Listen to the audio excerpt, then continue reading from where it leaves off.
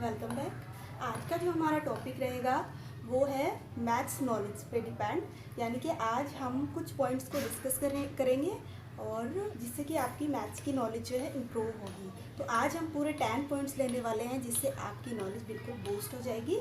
So first point is one, ऐसी संख्या बतानी है जो 1 से 10 तक की सभी संख्याओं से डिवाइड हो जाए।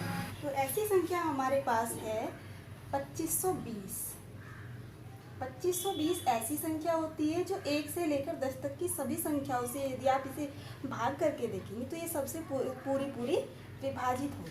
नेक्स्ट, ऐसी संख्या जो 4 से गुना करने पर उसी संख्या की उल्टी संख्या प्राप्त हो। तो ऐसी संख्या होती है 21,978। 21,978 यानी कि ये ऐसी संख्या है, इसको जब आप 4 से मल्टीप्लाई करोगे तो आपको आंसर मिलेगा इसका बिल्कुल अपोजिट 87912। यानी कि जब आप इस संख्या को ये ऐसे मल्टीप्लाई करोगे तो आपके पास मिलेगा 87912। इसके बाद हम बात करते हैं थर्ड पॉइंट, रोमन में कौन सी संख्या को डिनोट नहीं कर सकते। तो रोमन में ऐसी कौन सी संख्या है जिसका नोटेशन है ही नहीं, तो वो है शून्य। जीरो का रोमन में कोई भी नोटेशन नहीं होता है। नेक्स्ट, यदि किसी स्थान पर कम से कम 23 पीपल होते हैं, इकट्ठे होते हैं, तो उनमें से किन्हीं दो की डेट ऑफ बर्थ यानी कि जन्म तिथि मिलने की संभावना पॉसिबिलिटी हो जाती है। कितने परसेंट पॉसिबिलिटी हो जाती है? वो हो जाती है 50%। तो 50% चांसेस रहते हैं कि 23 लोगों में से किन्हीं दो के बर्थडे डेट सेम हो जाए। इसके बाद हम बात करते हैं पाई का जो मान होता है वो एक इंग्लिश वर्ड जैसा दिखता है। यदि आप उसको शीशे में या किसी मिरर में पलट कर दें और वो इंग्लिश वर्ड क्या कहलाता है? पाई कहलाता है। उसी को हम पाई नाम दे देते हैं। ये जो 3.14 है, इसको जब आप शीशे में देखोगे तो ये कुछ इस टाइप से दिखाई देता है, इस टाइप से दिखाई देगा। तो ये हमारा दिखाई देता है पाई जैसा, ठीक है। जैसे कि पाई को हम ऐसे लिखते हैं तो ये पाई के बिल्कुल सेम दिखाई देता है। नेक्स्ट पॉइंट लेते हैं, मैथमेटिक्स के अकॉर्डिंग टाई बांधने के कुल तरीके कितने होते हैं। तो इसका जो आंसर रहता है वो होता है, यानी कि टोटल जो तरीके होते हैं 1,77,147।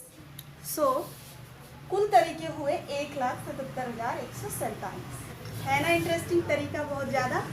सभी क्वेश्चन, सभी पॉइंट्स बहुत इंपॉर्टेंट हैं और आपकी जो नॉलेज है ये आपको कॉम्पिटिटिव एग्जाम्स में भी हेल्प करेगी कहीं ना कहीं। सो इस तरह की छोटी छोटी चीज़ें हमें पता होनी चाहिए।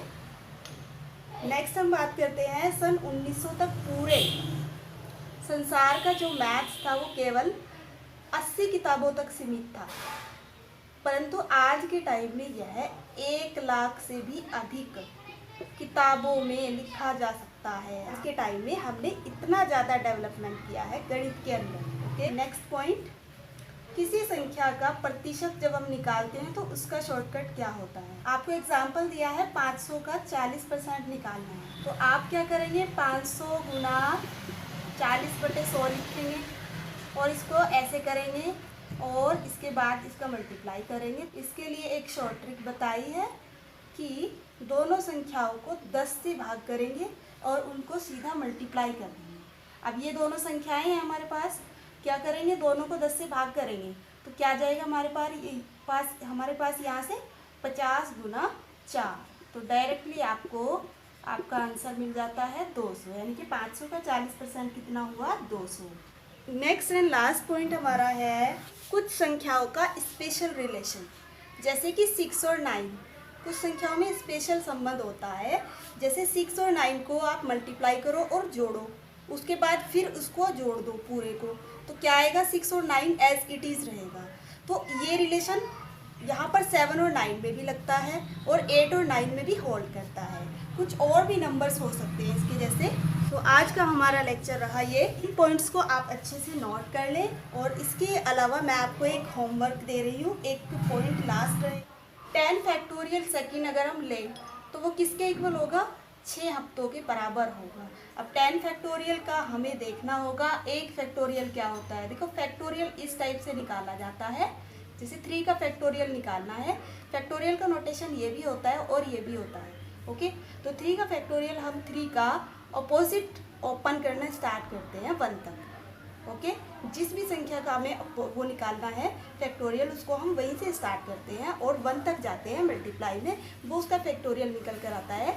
तो यहाँ पर 3 का फैक्टोरियल निकल कर आया 3 दूनी 6। ओके, इसी टाइप से 10 का फैक्टोरियल निकालोगे और वो हो जाएंगे हमारे टोटल सेकंड्स, और 6 वीक्स में डेज निकालोगे, तब हमारे दोनों आंसर इक्वल आने चाहिए, तो हमारी बात पॉसिबल हो सकती है। ओके, तो आपको देखना है कि हाउ इज़ इट पॉसिबल, कैसे ये संभव है। आई होप आपको ये अच्छे से क्लियर हो गया होगा।